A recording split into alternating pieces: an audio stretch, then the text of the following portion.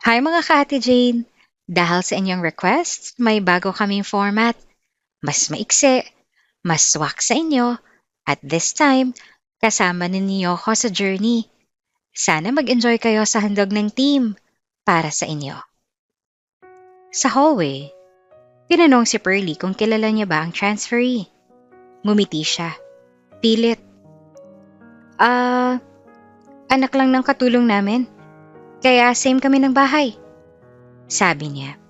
Sabay iwas ng tingin kay Joy, na tahimik lamang sa gilid. Si Joy ay may special needs, at ang totoo ay nakababatang kapatid niya ito.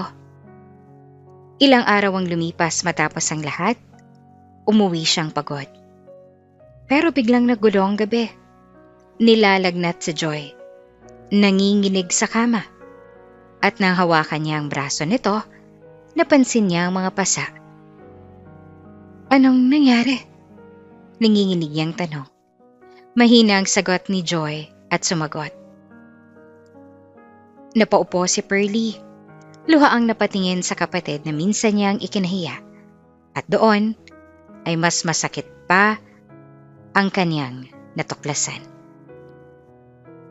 Sa loob ng malaking auditorium ng paaralan, tila umiikot ang mundo kay Pearly. Nakasuot siya ng eleganteng uniform ng Glee Club, planchadong blouse, maayos na buhok, at kumpiyansang ngiti. Habang tumutugtog siya ng piano sa gitna ng stage, tahimik na nakatingin ang lahat. Ang bawat pindot ng kanyang daliri sa mga tekla ay parang may sariling kwento. Malinis, eksakto, at puno ng emosyon. Grabe, si Pearly na naman yan. Bulong ng isang estudyante sa likuran. Parang artista, no? Walang mintis. At nang matapos ang kanta, sumabog ang palakpakan. Ngumiti si Pearly. Hindi dahil sa saya, kundi dahil sanay na siya. Sanay na siyang tinitingala. Sanay na siyang pinupuri. Sa paaralang ito, siya ang bida. Pagbaba niya ng stage, sinalubong siya ng kanyang mga kaibigan. Girl, ang galing mo naman! Sigaw ni Lian habang yakap siya. Walang kupas, Pearly. Ikaw na talaga ang magiging lead sa inter-school competition. Dagdag pa ni Marco, isa sa mga core members ng Glee Club. Ngumiti si Pearly at nagpasalamat. Ngunit sa loob-loob niya, may maliit na boses na nagsasabing, kailangan kong maging perpekto. Wala akong karapatang magkamali. Hindi niya pwedeng sirain ang imahe niya. Hindi siya pwedeng bumaba sa pedestal na iyon. Kinabukasan, abala ang buong campus. May bagong transferee raw na paparating. May bagong student daw sa grade 10, sabi ng isang kaklase. Galing probinsya yata. Tahimik lang daw. Hindi ito gaanong pinansin ni Pearly.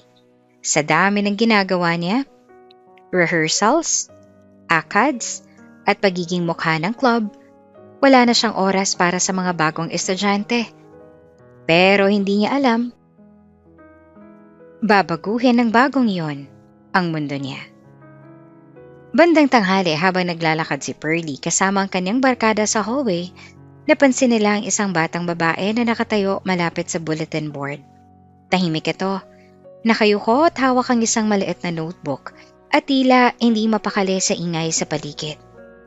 Uy, sino yon? Tanong ni Lian. Sumulyap siya kay Pearly at sa isang iglap, nanlamig ang kanyang katawan. Si Joy, ang kanyang nakababatang kapatid. Kahit sinabi niya na sa mga magulang niya na ayaw niya na mag-enroll doon ang kapatid niya sa school nila, ginawa pa rin nila. Si Joy ay kakaiba sa paningin ng iba. Hindi siya tulad ng karamihan, hindi siya palangiti, hindi siya palabate. May sarili siyang mundo. Madalas hindi siya tumitingin sa mata ng kausap. Minsan inuulit-ulit niya ang ilang galaw. Minsan naman, tila wala siyang naririnig kahit kausapin mo siya. May autism sa Joy. At iyon ang bagay na pilit na tinatago ni Pearly sa lahat. Pearly, bulong ni Marco. Parang kilala mo yung transferee. Napansin pala nilang biglang paninigas si Pearlie. Napilitan siyang ngumiti. Hindi. Mabilis siyang sagot. Hindi ko siya ganong kilala. Pero hindi pa tapos ang tanong. Talaga? Kasi parang magkamukha kayo. At same kayo ng address doon sa data niya? Dagdag ni Lian. Mapanuring nakatingin. Sandaling tumahimik si Pearlie. Sa loob niya ay may nag-aaway. Ang katotohanan at ang imahe niya. At pinili niya ang imahe. Anak siya ng helper namin? Sabi niya at pilit na kalmado ang boses. Kaya ganon. Pareho kami ng bahay na inuuwian. Napanganga mga kaibigan niya. Kaya pala. Tumango si Pearlie, ngunit ang dibdib niya ay mabigat. Hindi siya lumingon kay Joy, hindi siya lumapit, at lalong hindi niya kinilala ang kapatid niya. Sa kabilang banda ay napansin naman ni Joy si Pearlie. Unti-unti siyang lumingon at sa sandaling yon, nagliwanag ang kanyang mukha. Ate, mahina niyang sambit, pero hindi siya narinig. O marahil, pinili lang siyang hindi marinig. Lumipas ang ilang araw, habang abala si Pearlie sa rehearsals, may isang announcement ng Glee Club. Audition sa next week para sa new members, sabi ng club president. Open sa lahat ng gustong sumali. Masaya ang lahat, panibagong batch ng talents. Ngunit sa isang sulok ng music room, tahimik na nakikinig si Joy. Hawak niyang papel ng audition at sa kanyang mga mata may kakaibang liwanag. Kinagabihan sa bahay, tahimik ang hapagkainan. Nakaupo si Pearlie, abala sa pag-scroll sa kanyang phone. Samantalang si Joy, tahimik na kumakain. Maingat, dahan-dahan. Bigla, nagsalita si Joy. Ate, hindi naman agad sumagot si Pearlie. Ate, sasali po ako sa Glee Club. Napatigal si Pearlie. Dahan-dahan niyang ibinaba ang kanyang phone at tumingin kay Joy. Hindi bilang kapatid, kundi bilang problema. Ano? Malamig niyang tanong. Gusto ko pong kumanta at umarte at tumugtog, sabi ni Joy, tila kinakabahan pero determinado. Tumayo si Pearlie at sa unang pagkakataon, tumama ang tingin niya ng diretso kay Joy. Hindi to para sa'yo, matigas niyang sabi. Natahimik si Joy. Mapapahiya lang kami, dagdag pa ni Pearlie. Parang may nabasag. Hindi nagsalita si Joy, hindi siya umiyak, pero ang mga kamay niya, bahagyang nanginginig. Hindi na hinintay ni Pearlie ang sagot. Tumalikod siya at umakyat sa kwarto niya, at sa likod niya, naiwan si Joy na nakaupo, tahimik, at tila unti-unting nawawala sa sarili niyang mundo. Sa gabing iyon, habang nakahiga si Pearlie, pilit niyang kinukumbinsi ang sarili. Ginawa ko lang yan para sa sarili ko, para sa reputasyon ko, para sa club. Pero sa kaibuturan ng kanyang puso, alam niyang may tinanggihan siya. Hindi lamang isang kapatid, kundi isang pusong gustong mapalapit sa kanya. At sa kabilang kwarto, si Joy ay gising pa. Tahimik, nakatingin sa kisame. Paulit-ulit niyang binubulong sa sarili. Gusto ko lang tumulong. Gusto ko proud ate ko sa akin. Gusto ko lang maging kasama si ate. Hindi niya alam, ito pala ang simula ng sakit, ng hiya, at ng pagmamahal na susubok sa kanilang dalawa. Maaga pa lang bukas na ang music room. Amoy pa ang pinaghalong kahoy ng lumang piano, malamig na hangin mula sa aircon at konting alikabok na hindi naaalis kahit araw-araw linisin. Sa gitna ng silid, nakaupo si Pearlie sa harap ng piano. Tuwid ang likod, seryoso ang mukha. Again, mali ang timing niyo sa chorus, utos niya. Di man lang tumitingin sa mga kasama. Nagkatinginan ng ibang members. Pearlie naman, panglima na natin to, reklamo ni Marco habang pinupunasan ng pawis sa noo. Then get it right, sagot niya na diretso pa rin ang tingin sa keys ng piano. Pinindot niya ulit ang unang nota, malinis, Eksakto, walang puwang ang pagkakamali. Sa gilid ng pinto ay may isang tahimik na anino. Si Joy, nakatayo roon at bahagyang nakasandal sa pader. Hawak niya ang kanyang maliit na notebook. Nakatingin lang siya. Hindi gumagalaw, hindi nagsasalita. Pinapanood niya ang bawat galaw, ang bawat kumpas ng kamay ni Pearly, ang bawat himig ng kanta. Parang iniipon niya ang lahat sa isip niya. "Stop!" biglang sabi ni Pearly. Napahinto ang lahat. "Altos, late kayo ng kalahating beat." "Sopranos, kulang sa emotion. Hindi lang to basta kanta, dapat ramdam." Tahimik ang grupo. May tensyon sa hangin, parang kahit ang lamig ng aircon, hindi sapat para palamigin ang init ng pressure. Sa labas, dahan-dahang gumalaw si Joy. Sinubukan niyang gayahin ang kumpas si Pearly. Tahimik niyang inawit ang chorus. Mahina, halos bulong lang. Pero tama ang tono. Tama ang timing. "Uy, andito na naman yung kakaiba." Bulong ng isang member na si Carla habang napapatingin sa pinto. Napalingon ng ilan. Nakita nila si Joy. Tahimik, hindi gumagalaw. Nakatingin lang. "Creepy naman niya," sabi ng isa. "Parang robot." Nagkibit balikat si Marco. "Hayaan niyo na, transferi lang yan." Pero hindi tumigil si Carla. Lumapit siya sa pinto at sinilip si Joy. "Hey," sabi niya na may halong panunokso. "Anong ginagawa mo dito? Audition mo na ba?" Hindi sumagot si Joy. Tumingin lang siya sandali, tapos ay ibinalik ang tingin niya sa loob. "Uy, ginagaya niya oh," tawa ng isa pa. Bigla na lang ginaya ng galaw ni Joy. Ang pag-ikot ng kamay, ang pagyuko ng ulo. "Ganito ba?" sabi ni Carla habang pinipilit gayahin ang kilos niya. Nagtawanan sila. Malakas, mapanlait. At sa gitna ng music room narinig iyon ni Pearly. Alam niya kung sino ang tinutukoy. Alam niya kung sinong nasa pinto. Pero hindi siya lumingon. Hindi siya nagsalita. At lalong hindi niya pinigilan ang mga kasama niya. Sa halip tinugtog niya ulit ang piano. Mas malakas at parang tinatakpan ng mga tawanan.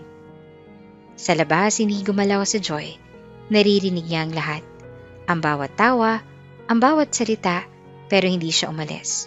Nanatili siya roon, parang sanay na. Lumipas ang rehearsal, isa-isang lumabas ang mga members. Habang nag-uusap sila, napadaan ulit kay Joy. "Bye, pianist!" Biro ni Carla sabay tawa. "Next time, ikaw na mag-lead ha!" Dagdag ng isa pa. Hindi sila tumigil sa kakatawa. Sa loob ay naiwan si Pearly. Tahimik, nakatitig sa piano. Sandali siyang napapikit. Pero mabilis din niyang itinaboy ang kung anong nararamdaman. Kinagabihan habang papalubog ang araw at kulay kahelang langit, nagpaiwan si Marco sa music room. May kinuha siyang gamit at doon niya napansin may tao sa loob. Si Joy nakaupo sa harap ng piano, tahimik. Dahan-dahan niyang pinindot ang mga tekla. Una, paunti-unti, parang nag-eksperimento.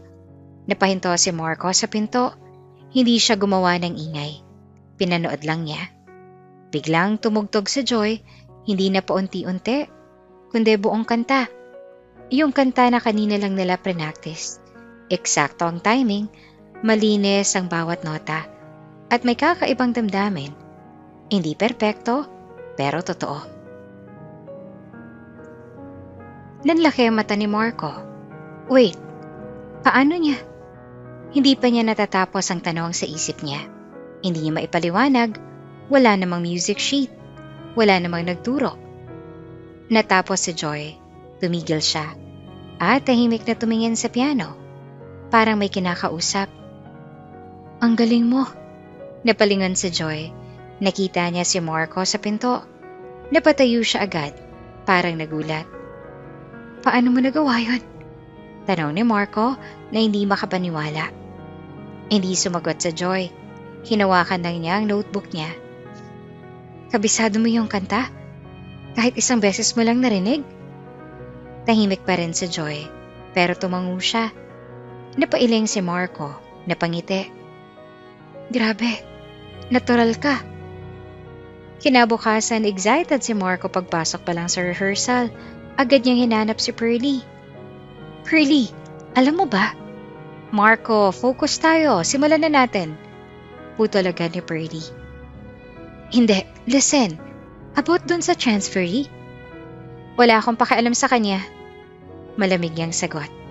Natigilan si Marco. Pero, Marco, mas matigas ang boses nito. Rehearsal. Now. Tumahimik si Marco. Hindi na siya nagsalita. Pero sa isip niya, alam niyang may mali. Sa gilid ng pinto ay nandun ulit si Joy. Tahimik, nanunood. At sa bawat nota na tinutugtog ni Pearly, mas lalo niyang nararamdaman ang distansya.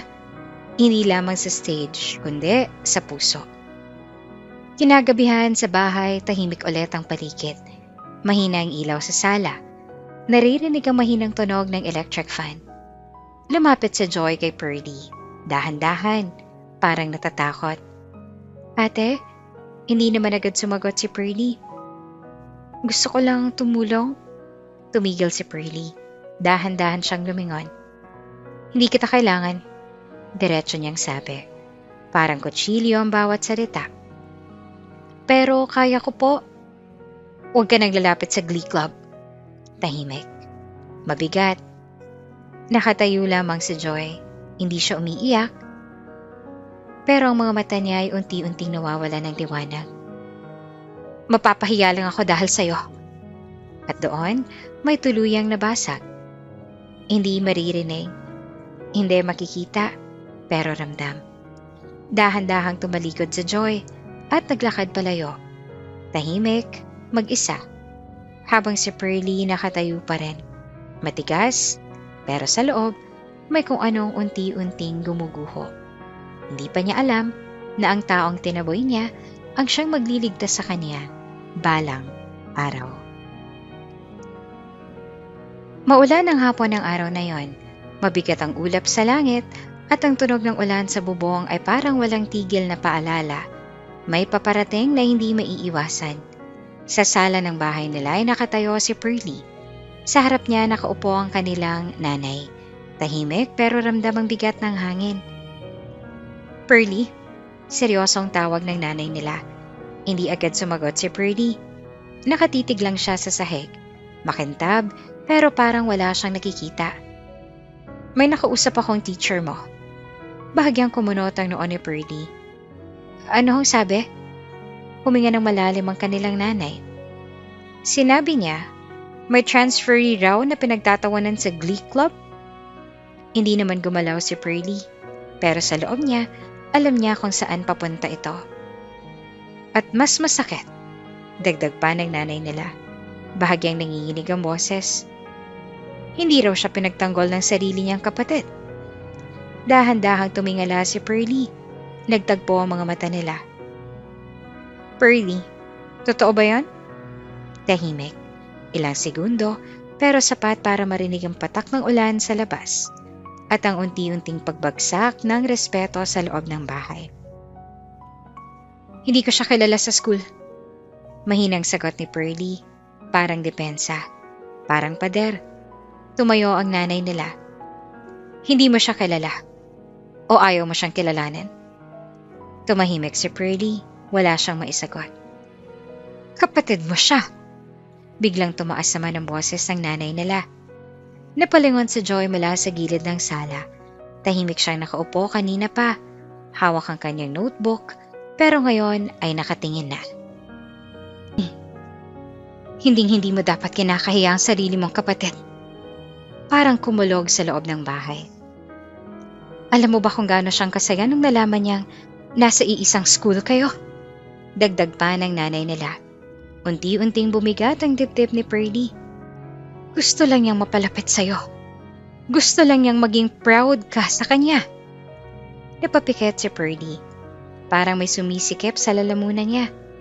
Pero hindi siya umiyak. Hindi pa. Mula ngayon, mariing sabi ng nanay nila. Isasama mo siya sa Glee Club practices. Napatilat si Pearly. Ano? Hindi ako nakikiusap, Pearly. Utos ko ito. Tahimik, walang takas. Pero, wala nang pero-pero. Sa sulok si Joy ay tahimik pa rin. Pero sa kanyang mga mata, may maliit na pag-asa. Kinabukasan malamig ang hangin sa music room. Mas tahimik kesa dati, mas mabigat. Pumasok si Pearly kasunod sa Joy. Agad napansin ng lahat. Uy, kasama niya na? Bulong ni Carla. Akala ko hindi niya kilala. Sagot ng isa. Hindi naman tumingin si Pearly sa kanila. Diretso lang siya sa piano. Practice, sabi niya na maikli. Tahimik na umupo si Joy sa gilid. Hindi siya sumingit. Hindi siya nagsalita. Parang hangin lang. Nandyan pero hindi pinapansin. Habang tumutugtog si Pearly, ramdam niya ang presensya ni Joy. Nakakairita, nakaka-distract. Pero wala siyang choice. Again, utos niya. Sa pangatlong ulit ng kanta ay biglang napahinto ang grupo.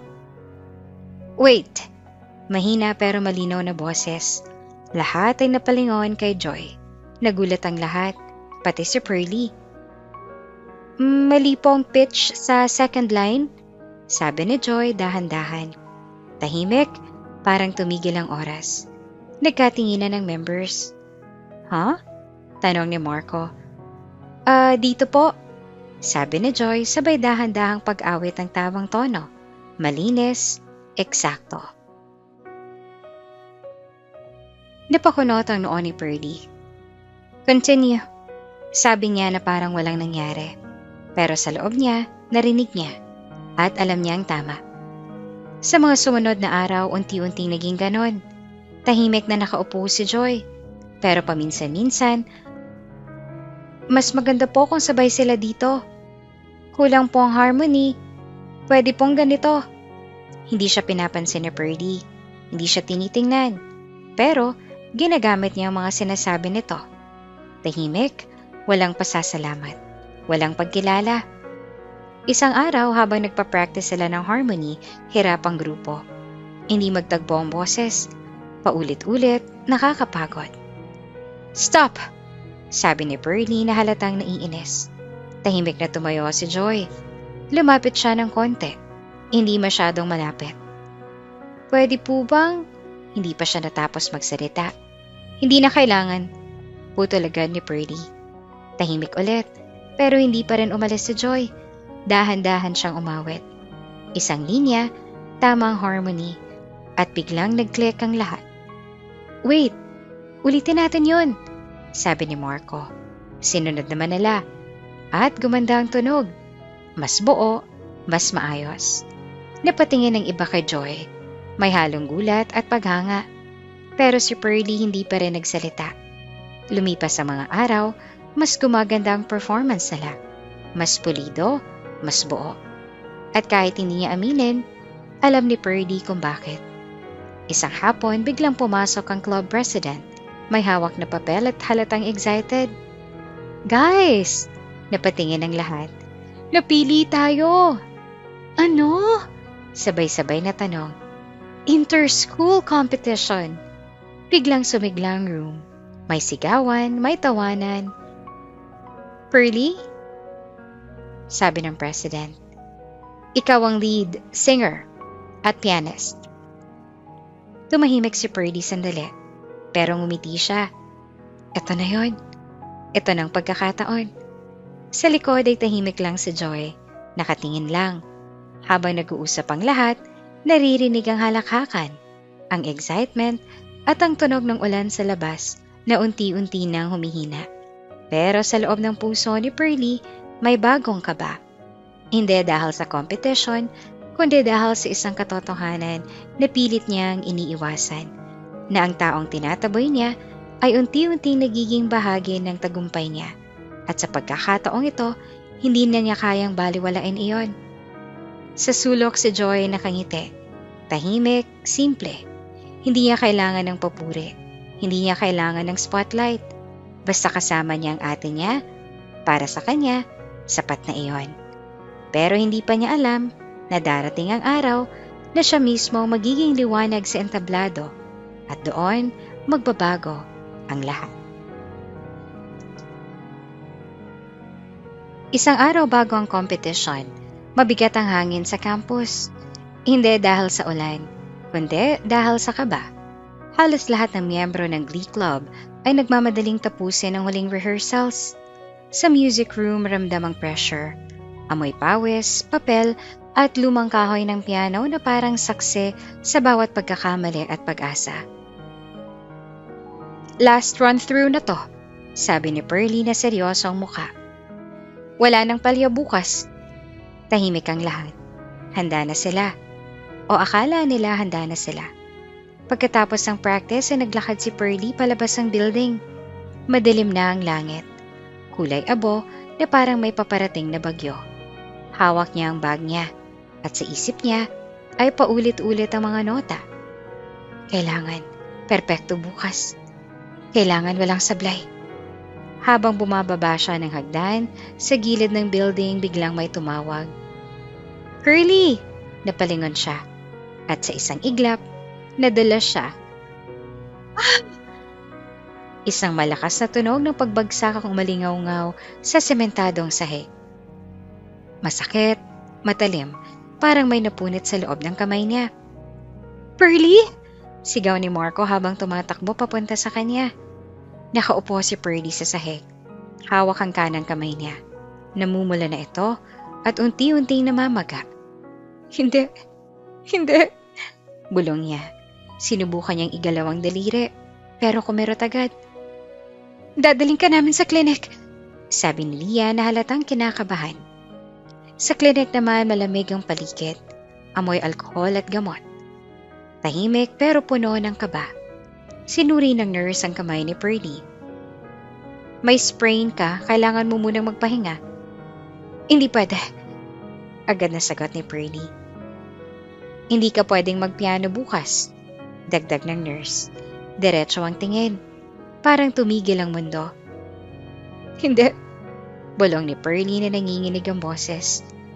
Hindi pwede. Ako ang pianist. Walang sumagot dahil alam naman nilang lahat, totoo iyon. Kinagabihan tahimik ang music room, pero hindi katahimikan ng kapayapaan, katahimikan ng problema. Anong gagawin natin? Tanong ni Marco na paikot-ikot sa harap ng grupo. Walang marunong tumugtog ng piano sa atin na kayang sumabay sa performance. Dagdag ni Lian. Hindi pwede to. Bukas na yung competition. Nakaupo si Pearlie sa isang sulok. Tahimik, nakayuko, hawak ang kamay niya. Hindi siya umiiyak, pero ang dibdib niya ay parang sasabog. Kasalanan ko, mahina niyang sabi. Hindi, sagot ni Marco. Aksidente yon. Pero ako ang lead. Ako ang pianist. Paano na tayo? Walang sumagot dahil wala talagang sagot. Sa gilid ng pinto ay may isang tahimik na nakatayo. Si Joy. Matagal na siyang nandoon. Tahimik na nakikinig. Naririnig niya ang bawat salita. Ramdam niya ang bigat ng sitwasyon. Dahan-dahan siyang lumapit. Hindi agad napansin. Kaya ko pong tumugtog. Parang huminto ang hangin. Ang lahat ay napalingon. Ha? Sabi ni Carla. Si Joy, nakatayo, tahimik pero matatag. Kaya ko pong tumugtog. Ulit niya. Napakunot ang noo ni Pearlie. Hindi. Agad niyang sagot. Ate. Wag. Putol ni Pearlie. Mas matigas ang boses. Pearlie, singit ni Marco. Wala na tayong ibang choice. Tahimik, mabigat. Hindi siya ready, sabi pa ni Pearlie. Pero ikaw rin naman, hindi. Sagot ni Lian, diretso. Tumahimik si Pearlie. Parang tinamaan. Tumingin siya kay Joy. Sa unang pagkakataon, hindi bilang problema, kundi bilang posibilidad. Tahimik si Joy, walang pilit, walang yabang. Please, mahina niyang sabi. Gusto ko lang tumulong. Huminga ng malalim si Pearlie. Masakit sa kanya. Hindi lamang ang kamay niya, kundi ang pride niya. Pero wala na siyang choice. Fine, mahinang sabi niya. Kinabukasan ay araw ng competition. Malaki ang auditorium. Mas maliwanag, mas malamig, mas intimidating. Amoy bagong linis sa sahig. Halo sa pabango ng mga estudyante at konting kaba sa hangin. Sa backstage tahimik ang Glee Club. Iba ang tensyon. Si Pearlie nakatayo, si Joy nakaupo sa tabi ng piano. Ready ka na? Tanong ni Marco at tumango naman si Joy. Tumingin din si Pearlie sa kanya. Hindi pa rin siya sanay, pero may kakaiba. Don't mess this up, sabi niya. Pero hindi na ganoong katalim.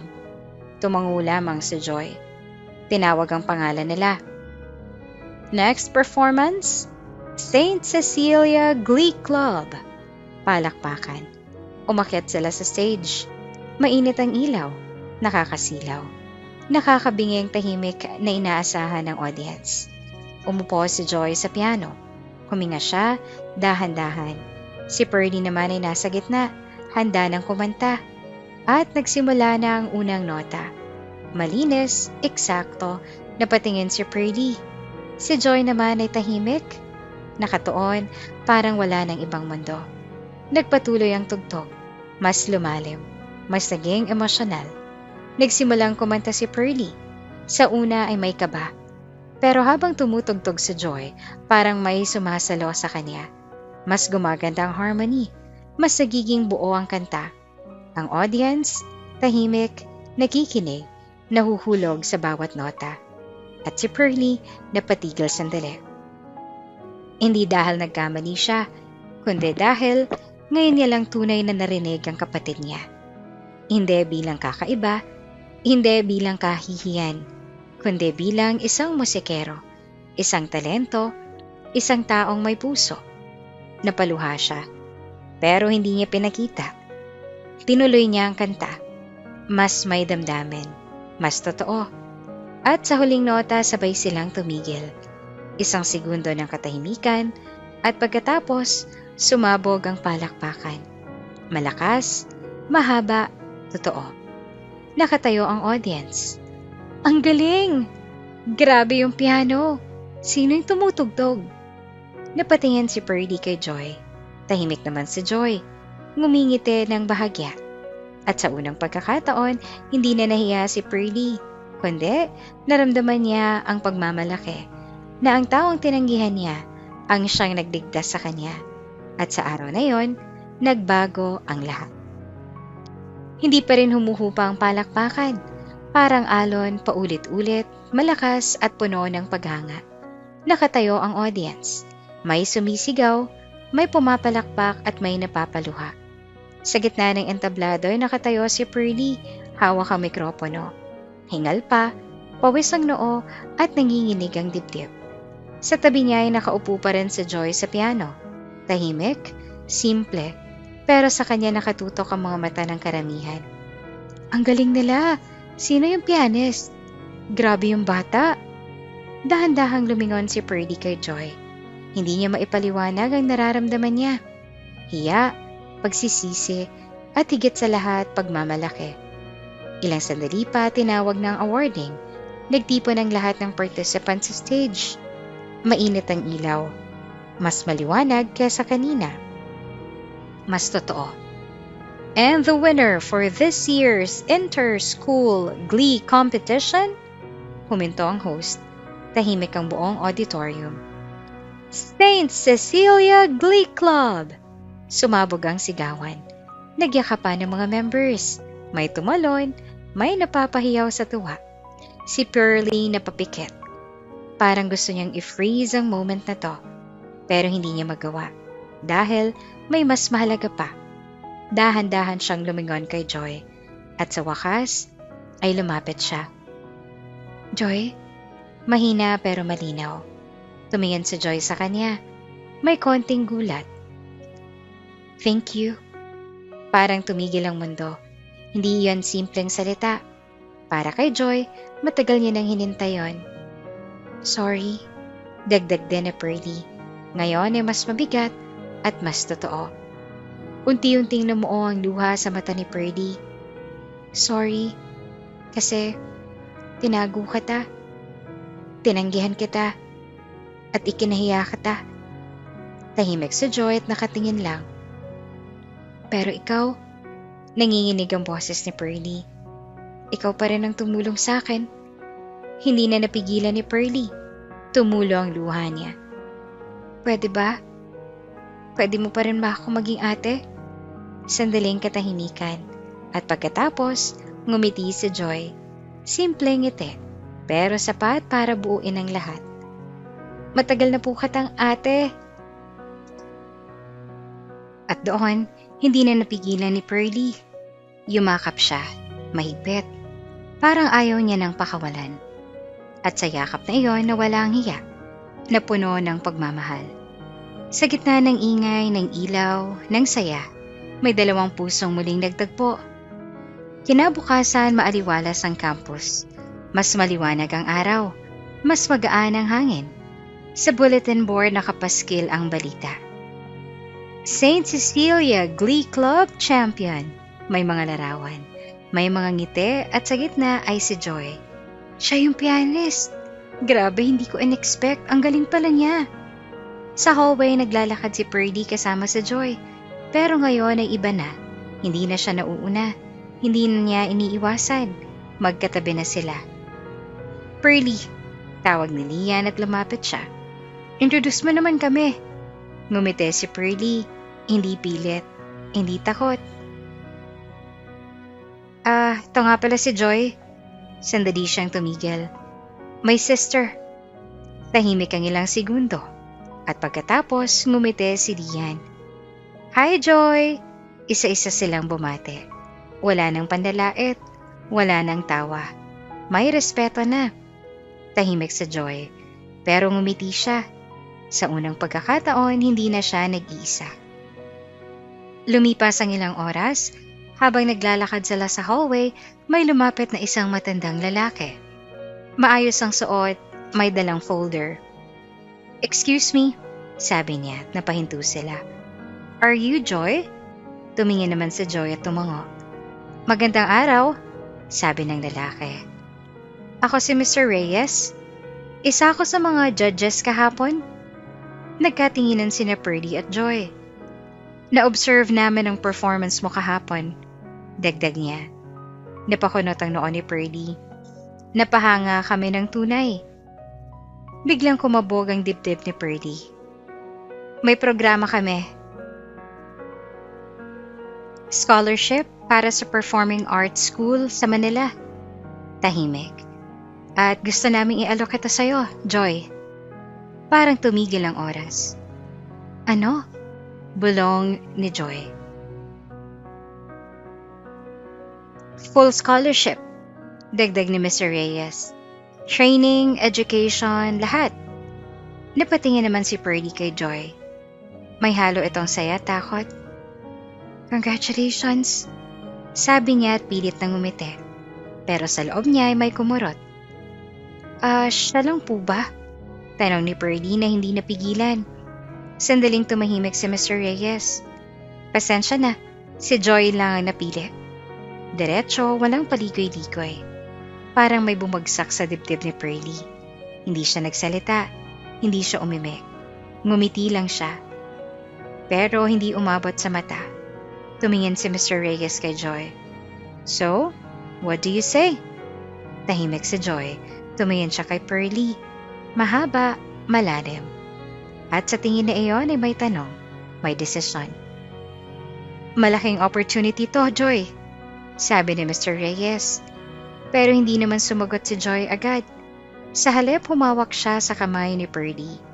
Mahina, pero sigurado. At kung tatanggapin ko po, dahan-dahan niyang sabi, kailangan ko pong umalis? Tumango si Mr. Reyes. Tahimik. At pagkatapos, ngumiti si Joy. Pasensya na po. Napakunot ang noo ni Pearlie. Ayaw ko po. Joy? Nagulat na sabi ni Pearlie. Mas gusto ko pong manatili dito at mag-perform kasama ang ate ko. Tahimik. Idol ko po siya.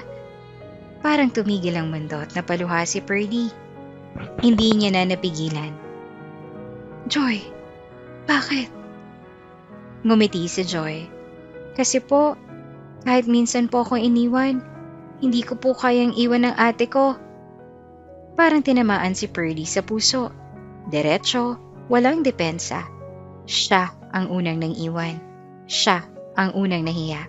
Siya ang unang tumalikod. Pero si Joy nanatili.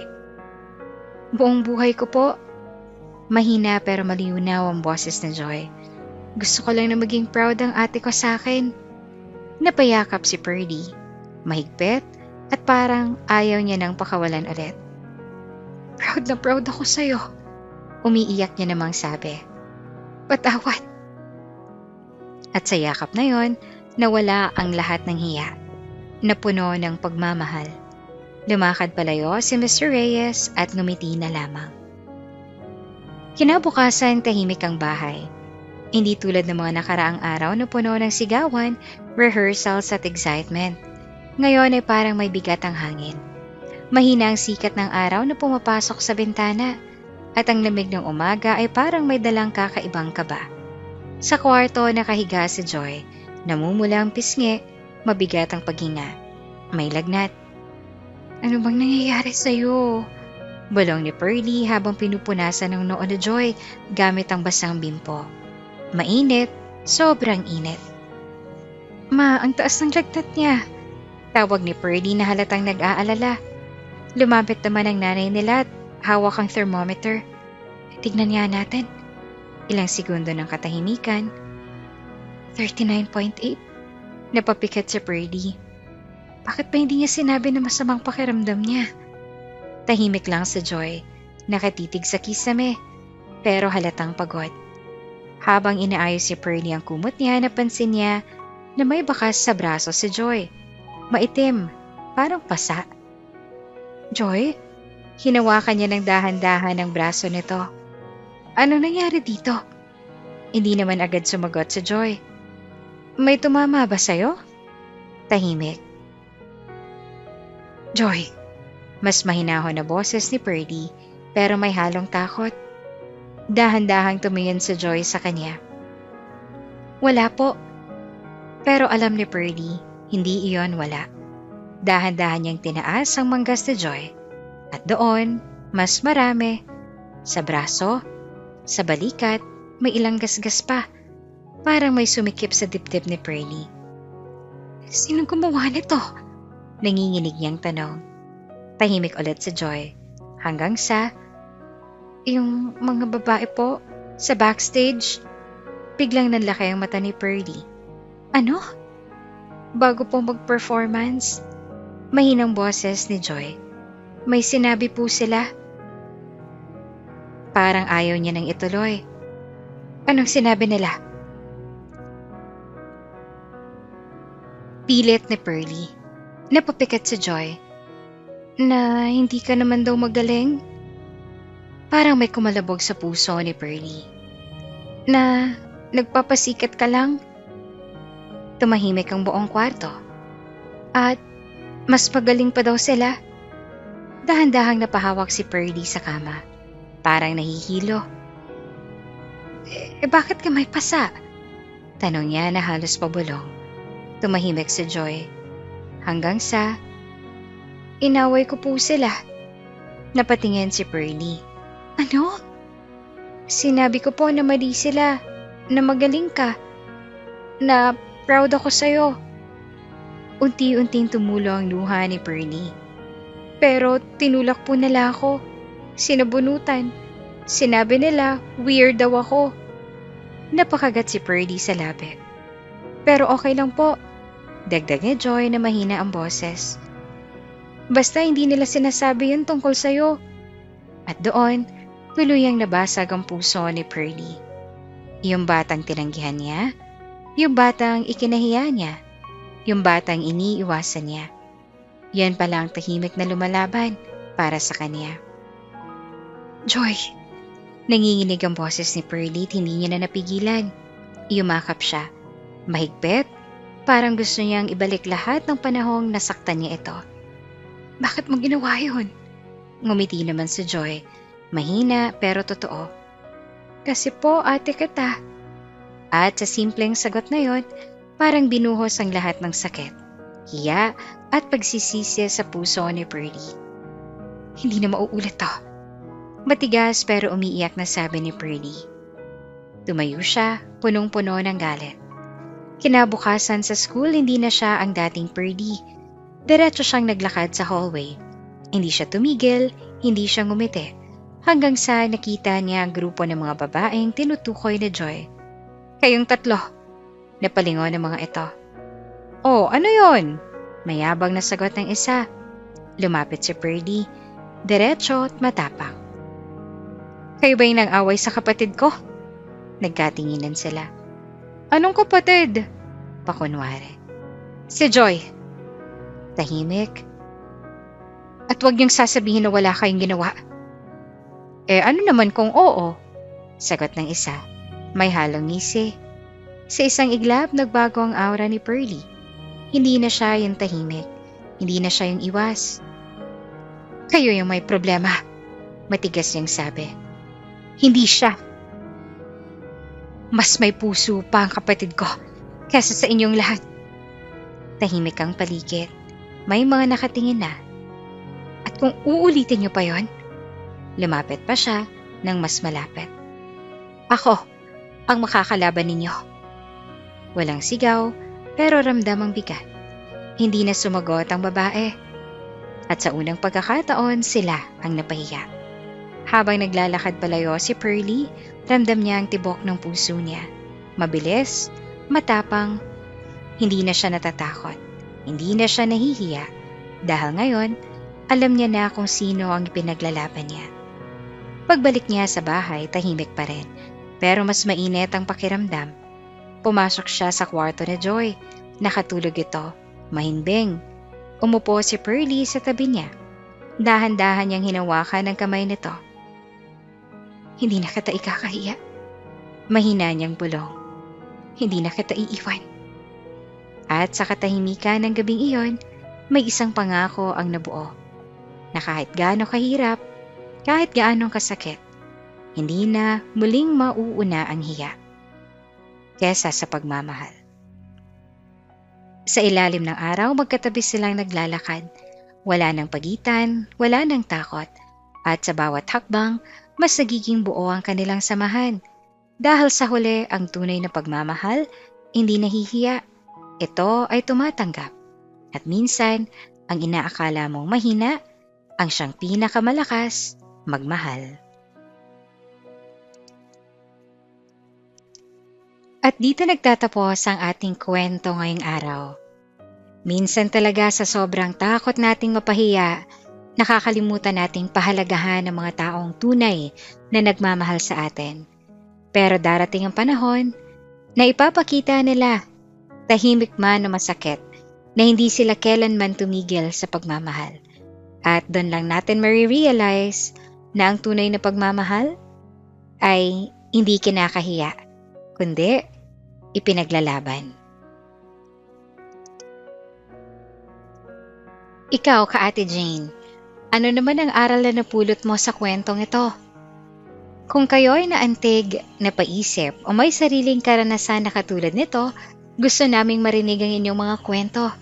Maaaring ito ay tungkol sa pamilya, sakripisyo, pagmamahal o pagsubok na inyong nalampasan. Ibahagi ninyo sa comment section ang inyong aral at personal na kwento.